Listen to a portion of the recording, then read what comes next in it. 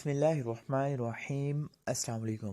سعودی Arabia governments یعنی سعودی عربیہ کے جو متعلقہ ادارے ہیں ان کی طرف سے ہنگامی طور پر جدہ کورنش کو بند کر دیا گیا ہے۔ یہ فیصلہ کچھ دن پہلے کا تھا، لیکن پھر بھی کچھ مقامی شہریوں اور کچھ افراد کو جانے کی اجازت تھی۔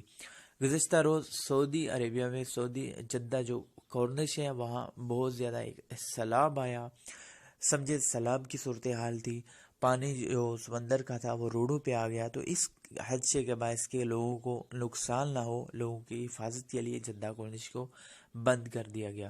اس کے علاوہ اس سے پہلے جو دوسرا ریزن تھا جس کی وجہ سے جدہ کورنش کو بند کیا گیا تھا، وہ ریزن تھا کہ لوگوں کا بہت زیادہ ہجوم ہو جاتا تھا وہاں، اور یہ احتیاطی تدابیر کو وہ صحیح طرح پراپر اپناتے نہیں تھے، تو کرونا کے کیسز میں بھی کافی اضافہ ہو رہا تھا۔ تو اس لیے اس سے پہلے جو فیصلہ کیا گیا وہ وزارت صحت کی طرف سے تھا کہ جدہ کورنش کو یا اور بھی جو دوسری جگہیں ہیں جہاں زیادہ لوگوں کی آمد و رفت ہے، یہاں جہاں لوگ اکٹھے ہوتے ہیں، جمع ہوتے ہیں، پارکس وغیرہ، پلے گراؤنڈ، اور جیسے جدہ کورنش ہے یا کچھ ایسے مقامات جہاں لوگوں کی بھیڑ رہتی ہے ان کو بند کیا جائے۔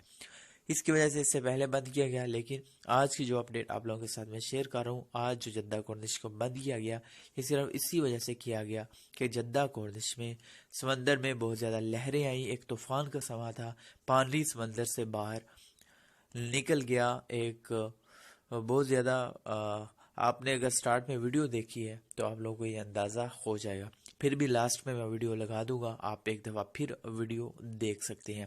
یہ دوسری ویڈیوز بھی آپ کے ساتھ چل رہی ہیں، لیکن اس کے ساتھ میں نے اپنی وائس لگا دی، باقی وہ ویڈیو آپ دیکھ سکتے ہیں۔ اللہ حافظ۔